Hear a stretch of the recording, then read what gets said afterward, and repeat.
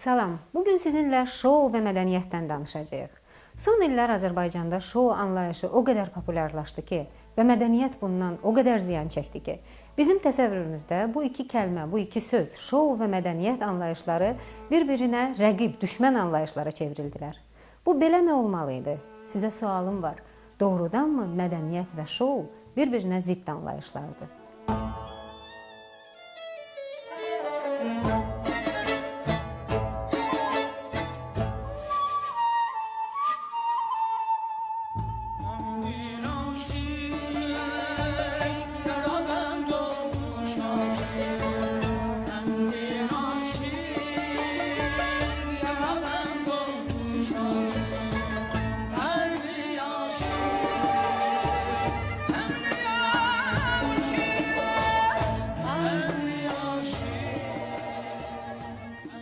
Bu suala cavab tapmaq üçün mədəniyyətimizin ən parlaq simalarını dəvət elədim ki, lap bu günlərdə şounun mərkəzi, vətəni olan Amerikadan qayıdıblar, möhtəşəm bir layihə ilə.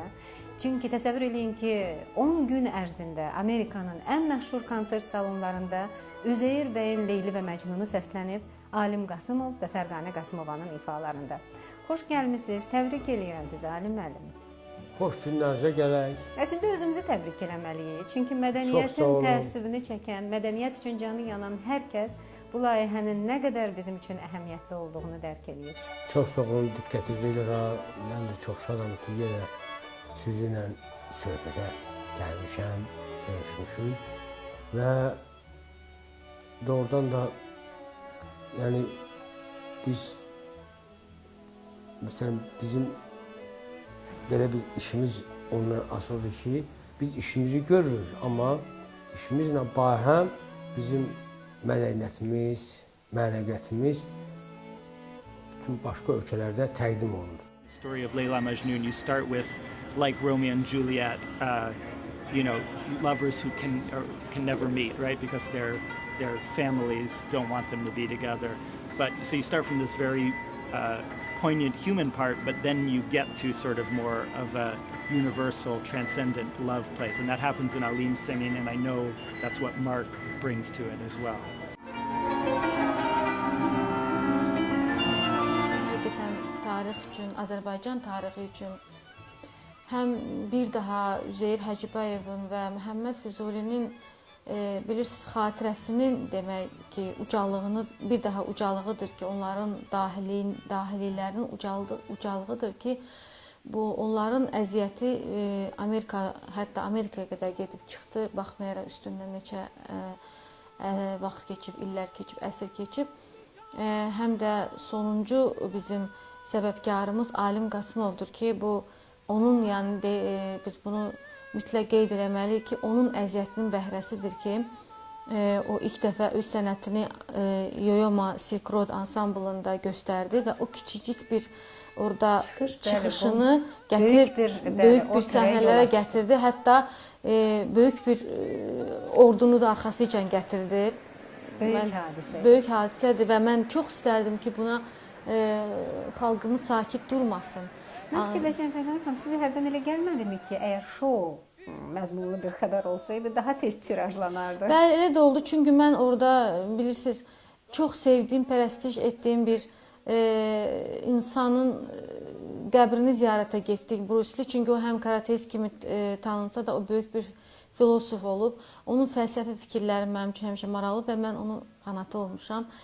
Bilirsiniz, necə xəbər yayıldı? Mən Bruce Lee-ni ziyarət edən kimi xəbər bəli, çox böyük xəbərlər yayıldı, çaxnaşma yayıldı. Mən biraz özümdə belə daxilən əziyyət çəkdim ki, axı mən burada böyük belə necə deyərlər, Leyli Məcnun əsərində Leyli rolunu oynayıram. Nə üçün bəs səda bu qədər yayılmadı? Allah bu nə zülüm, bu nə sitem, bu nə zülüm, bu nə sitem, eşqin oduna yandım, hicran sitemin qandım. Sen daha buymuş Leyli, buymuş Leyli, bir vefada yar varmış, bir vefada yar varmış. Əslində bizim tamaşa tamaşaçını, həm oxucunu qınamalı da deyilir. Yəni o mənada ki, bu Yo-Yoma məsələn dünya musiqisində tanınmış isimlərdən biridir və hamıya məlumdur ki, Yo-Yomanın Sony şirkəti ilə müqaviləsi var və o müqaviləyə görə bizim yəni o operadan heç bir parça da ya da 30 saniyədən 1 saniyə artıq görə bilmərik. Həm də elə bir isimlər var ki, yəni bu operanın tərtibatında məşhur xoreoqraf Mark Morris, rəqslərin deməli rəqqasların geyimi, səhnə tərtibatı, musiqiçilərin libaslarını ta başqa bir məşhur isim. Yəni bizim tanımadığımız bir Azərbaycanın yəni Bəli, bu təbiidir. Çünki Azərbaycana tanış olmayan isimlər keçir, hallanır. Bəli. Çünki bu bilirsiniz, elə bilin ki, bu məsələn mən biraz elmi danışmaq istəsəm bəlkə də hansısa bir səhv etmiş olaram. Ancaq indi bizim istifadə etdiyimiz telefonlar, yəni artıq iPhone-dur da. Çünki bizim ilk işlətdiyimiz telefonlar artıq iPhone tiplidir ki, artıq kompüter kiçildilmiş bir forması, çox səviyyəsi yüksək olan da Leyli Məcnun mən elə görürəm ki, artıq iPhone səviyyəsinə gəlib çıxdı da. Yəni bunu olmaz, yəni olduğu kimi həmişə baxmaq, qulaq asmaq biraz yəni bu səviyyəyə çatması məni çox sevindir. Ya Rab, bana eşkile gül, aşına beni.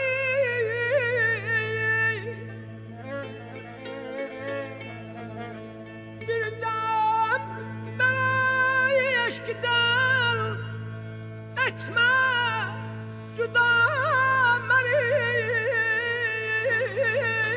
Bu bir qismətdir ki, yəni bu əsəri o Mark Morris çoxdan təklif eləmişlər ona. Hardasa 10 ildir ona deyiblər. Ona da Yo-Yoma deymişdi. O dünyavi o şöhrətli cello çalan var. O deyib ki, bəs bu bir gözəl əsər var. Bəs bunu sən ona rəqs qur. O deyib, yox, mənlik deyil, bu qəmlidir, nə bilim, belədir, belədir. Nəysə, razılıq verməyib. Çünki o özdə gəlmişdi Yo-Yoma konsertlərin birinə. Həm məşqə gəldi, baxdı, həm də konsertdə oldu.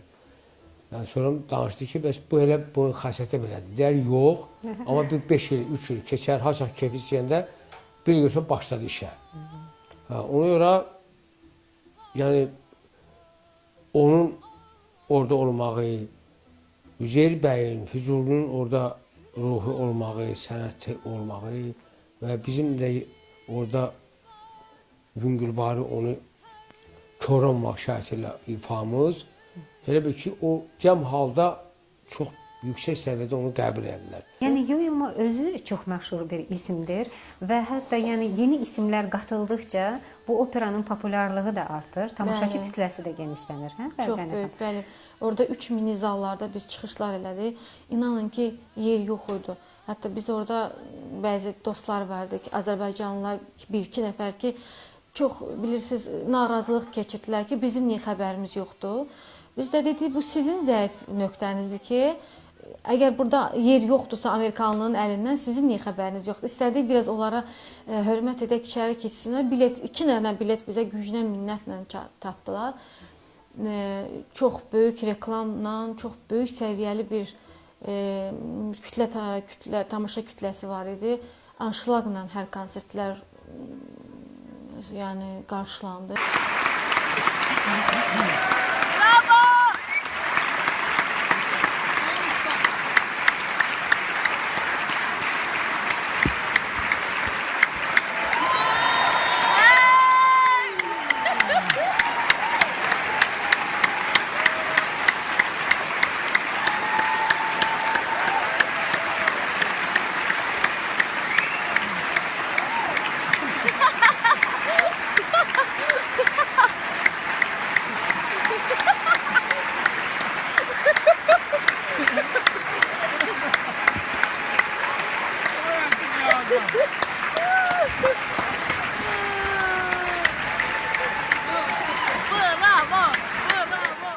Onu biri var sıfırdan yavaş-yavaş başlayıb onu təqdim edirsən. Bir də ki, onu Amerikanlı səviyyəsində təqdim elədiyinə görə o zallar artıq Biz getdik doluydu. Yəni istəyirdik kimsə bilet almağa, artıq bilet yox. Yəni, əslində bilirsiniz doğrudan siz dediniz Üzeyir bəyin, Füzulinin ruhu. Üzeyir bəyə siz haqqını qaytardınız. Nəhayət ki, çünki Üzeyir bəy vaxtı ilə bizim muğam ladlarını not sisteminə köçürmüşdük ki, Avropa musiqisinə yaxınlaşaq.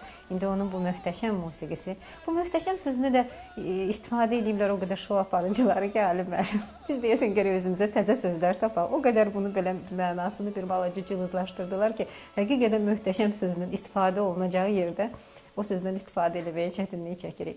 Bax siz mədəniyyətin, musiqi mədəniyyətimizin məsuliyyətini çiyinlərində daşıyan parlaq sənətkarlardan birisiniz. Birincisiniz. Mən bilmək istəyirəm Ali müəllim. Siz indi Amerikanı da gördünüz. Mən sizə sualım var. Bilmək istəyirdim ki, bax Azərbaycanda, Azərbaycan mühitində şou anlayışına münasibətiniz necədir? Burada birinci biznes durur. Ümumiyyətlə hər işdə bir mübarək qazanc olmalıdır.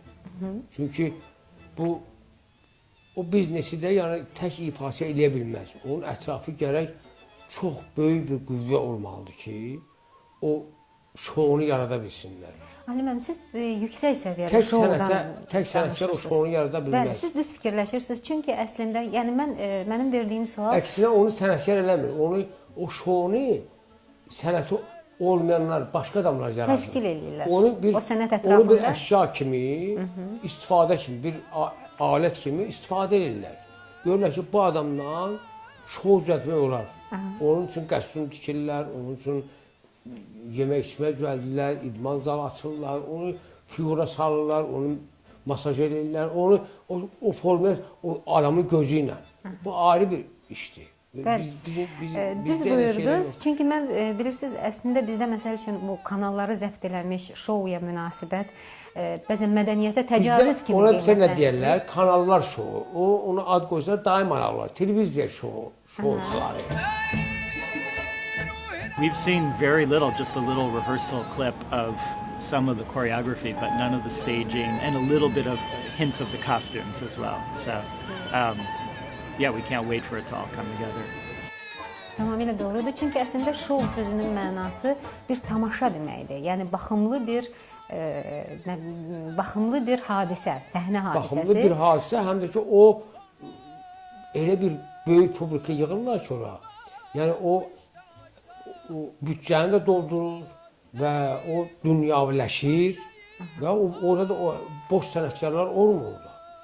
Çox möhtəşəm, əl çatmaz sənətkarlar olur orada. Onu elə belə onu gətirib çıxarmazlar ora. İndi bizim bugünkü başa düşdüyümüz şou insanların yəni asan bir yolla çox böyük kütlə toplamaqlarıdır ki, bunu da bacarıblar yəni sağ olsunlar ki, bizim çətinliklə nail olduğumuz bir kütləni onlar asanlıqla, yəni şou adı ilə cəlb edirlər.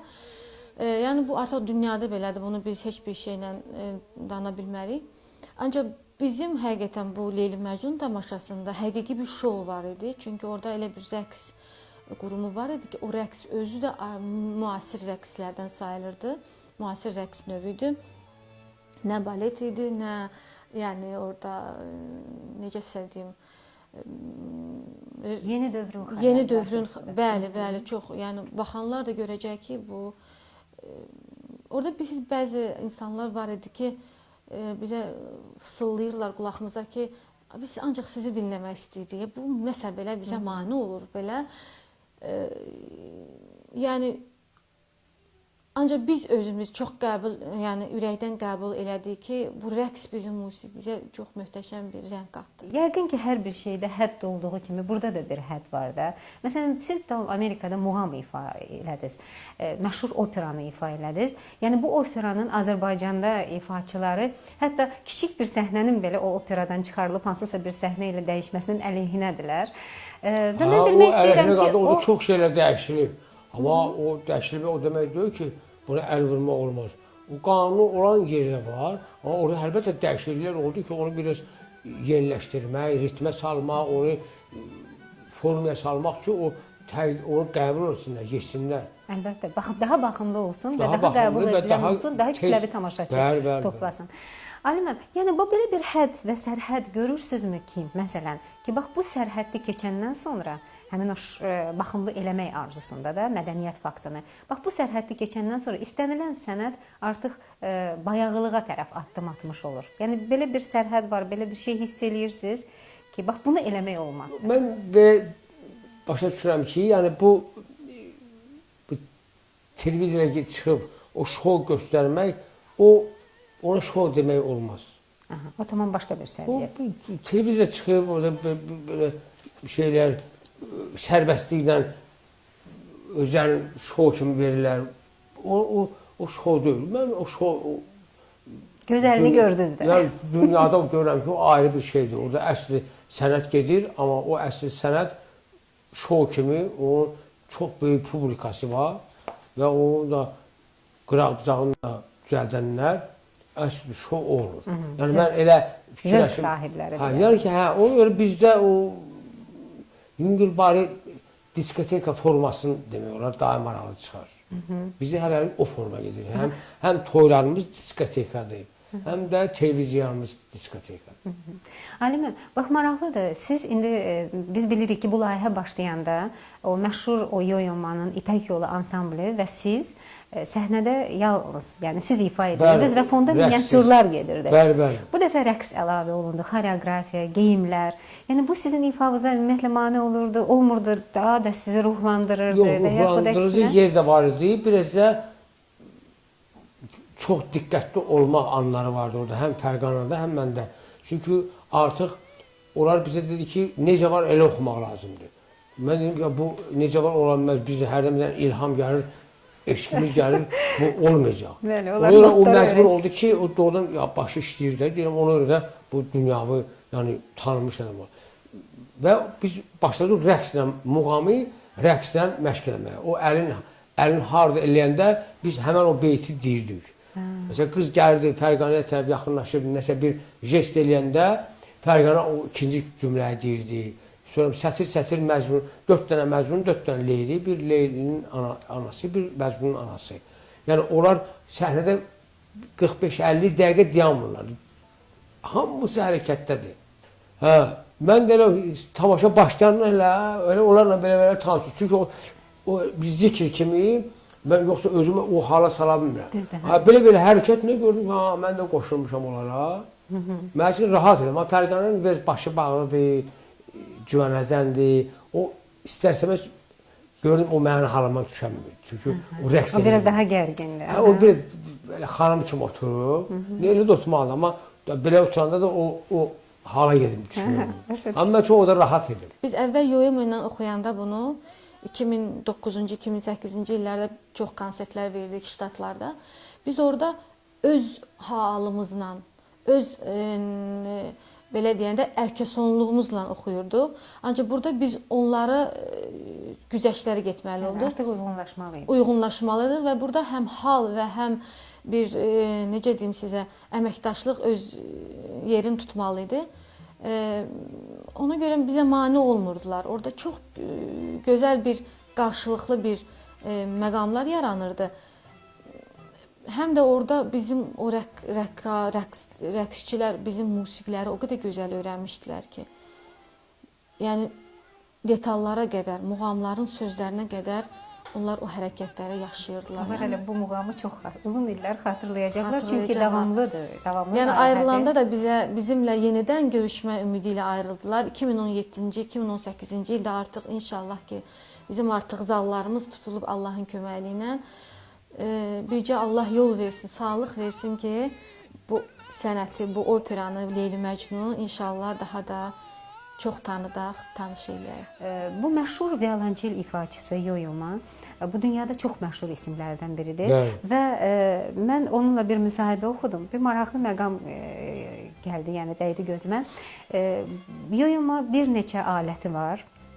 Orada məqalədə yazılmışdı 2 alətdə, 2 violonçeldə ifa eləyir. Onlardan birinin 2,5 milyon, 2 milyon yarım dəyəri var.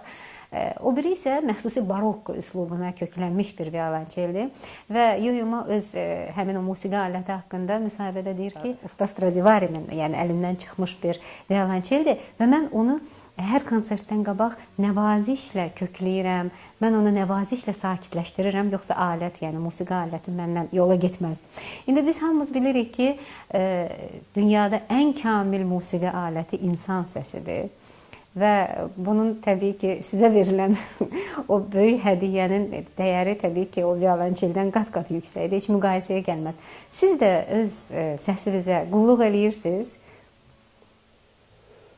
Bax onun kimi, o böyük musiqiçi kimi. Qulluq eləmək demək elərəm ki, qulluq eləmirəm. Yorursunuz səsiniz. Ta səs məni danışmayana qədər heç bilmirdim o səs nə deməkdir. O səs mənimlə biraz şıltaqlıq eləyəndən sonra, şikayətlənəndən sonra mən başladım ona üzr istəmək ki, baxışda səni çox incitmiş. Bir aya yaxın Amerikada oldunuz. Bu günlər ərzində yəni neçə konsert verdiniz. Ətrafınızda hamısı dünya şöhrətli sənətkarlar.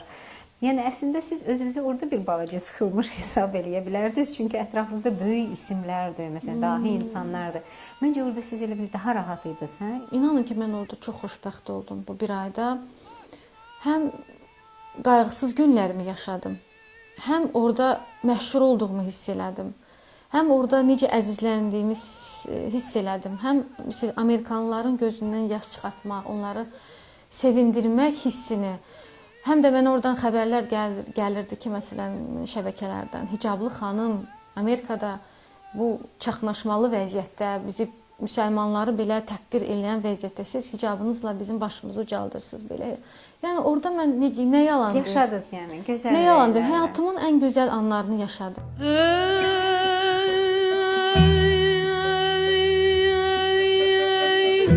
Dəsi bağlı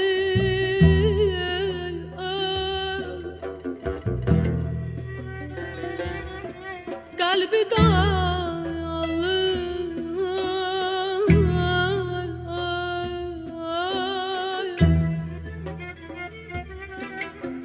Ali müəllim, bax son vaxtlar bizim məsələn şou aləmində olan insanlar, jurnalistlər yeni bir metodlara əl atırlar. Bir sənətkarla, bir məşhur sənətkarla söhbətdə, yəni onu daha yaxşı tanıtmaq üçün, nə bilim, kütləvi publika yığmaq üçün onun belə bir həyat hekayələrini tamaşaçılara təqdim eləyirlər. Yəni onun hansı sevincli günləri olub, hansı faciəli günləri olub falan. Yəni siz necə güman edirsiniz? Bu bir sənətkarı tanımaq üçün bir yoldurmu? Məsələn, siz də məşhur sənətkarların sənəti ilə maraqlanmısınız da. Tamam, Hacı Baba Hüseynovun sənəti ilə maraqlananda onun həyat hekayəsini öyrənmək sizin üçün vacib idimi? Yəni bu sənəti anlamaq üçün yox, mənə elə gəlir ki, əvvəl o sənətkar o qədər yüksəkdə olmalıdır ki, sonra artıq onun müəyyən həyatdakı şıltaqlıqlar belə bir yumor kimi insanlara gəlir. Amma qanunla onlar olmasa da olar. Əsas sənətdir. O sənətkarı ki, vurursan, ondan sonra onun jestləri sənətin maraqlı olur ki, filan məclisdə bu sözü dedi, filan məclisdə nəsə belə elədi. O artıq onun o incəkləridir. Amma birdən-birə hələ heç olmayıb, bunun həyəti nə oldu, yəni bu filan küçdə, boş şeylər, vallahi belə adam çox gülməli gəlir. Amma əsl sənətkarın əlbəttə, əsl sənətkarın Nəsibə xanımın, məsələn, rəhmətli Lütfəlinin tutalım da, mən indi elə belə aktör, onun o hər bir nəfəsi, hər baxışı insanın qəlbinə girir. O şeyləri göstərmək olar, demək olar. Tutalım, Hacı Baba Hüseynovun filan toyda bir məclisdə bir sözü onun dinləyicisinə çox gözəl təsir edə bilər. Çünki o da bir incəliklərdir. Amma hələ bu özünü tanıtdırmayıb, hələ özün bir ifası kimi təqdim eləməyib və bunun həyatı maşının pakışkası buraxdım. Həyat indi daha çox. Ondan sonra da başlayır yavaş oxuma. Bu kimdir? O maşının pakışkası buraxmış. Yolda doğrusu oldu. Ben tanımam bu imiş Leyli, bu imiş Leyli. Bir vefada yar oranı, bir vefada yar oranı, bir vefada yar.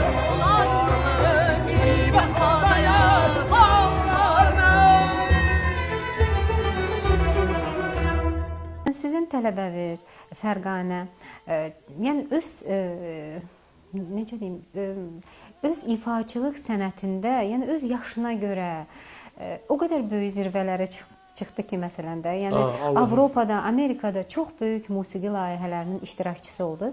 Amma Azərbaycanda məsələn mən elə gəlir ki, o haqq elədiyi bir şöhrəti qazanmayıb. Çünki Azərbaycanda məşhur olmağın bir yolu var. Şou konsertlərində iştirakçı olmaq və şou layihələrinə qatılmaq. Bax siz məsələn bir ustad kimi, sənətkar kimi, bir ata kimi Fərqanəyə bunu rəva görərsinizmi? Çünki əslində məşhurluq onun haqqıdır axı. Fərqanə onsuz da məşhurdur, məşhurların qəlbində, məşhurların gözündə çox məşhurdur Fərqanə. Və o ki, sən deyirsən, o şou tərəfində, ola bilsin, o şoulara o yəni sərf eləmir. Çünki Fərqanə şouda olanda şoun başqa bir sifəti üzə çıxır. Adamın məsələn bir dostu olar, çox dəyərli olar. Adamın 100 dostu olar, dəyər vaxtında heç biri qalmaz. Atam mənə orada, siz xaricdə mənə çox qayğı göstərir, həddən artıq. Ana əvəzi olur mənə.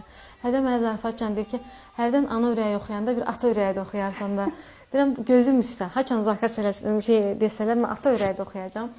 Yəni, o bilir ki, mənə orada qayğı lazımdır, çox. Yəni, hər tərəfdən özümü orada çox xoşbəxt hiss elədim. Düzün deyim ki, Bakıya qayıtmaq istəmirdim. Yenə də mənə bura gətirən mənim ailəmdir, mənim evlatlarım, mənim həyat yoldaşım, valideynlərim, yəni belə də... Çox təəssüf ki, yəni əslində muğam ifaçısı üçün mən güman edirəm ki, sizi qidalandıran mühit Azərbaycandır. Amma çox təəssüf ki, evdə yoxdur. Yəni bu da yəqin ki, keçəcək. İndi tutalım ki, o sənətin yüksək səviyyədə qəbul olunduğu mühit tam başqa bir mühitdir. Bizdən xeyli uzaqdadır, okeanın o tayındadır. Heç özünüzə bir dəfə də olsa sual vermisiniz ki, ax mən Azərbaycanda nə gəzirəm? Dünyanın qapıları qarşımda açıqdır. Çıxım dünyaya. Çox şükür ki, biz dünyaya çıxırıq və yenidən evimizə qayıdırıq. Bax, əsas odur.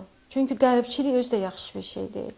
Əsas odur ki, gedəsən dünyanı, fırlanasan, fəth eləyəsən, orada bir dünya görəsən və onu öz qapından içəri gətirəsən, öz dünyana. Yəni, qapı mənim Azərbaycanım, mənim vətənim, mənim muğamım, mənim ailəmdir. Yəni, əgər mən o dünyanı fəth edib, o dünyada qalacamsa, vətənimə bir faydam olmayacaqsa, məncə o dünya bizə dar gələcək yenə. Elə qoy alim müəllimlə mən həmişə, yəni mən bunu bütün sənətkarlarımıza arzu edirəm. Gedək dünyanı fəth eləyək öz muğamımızla və yenidən vətənimizə uzaq qayıdaq.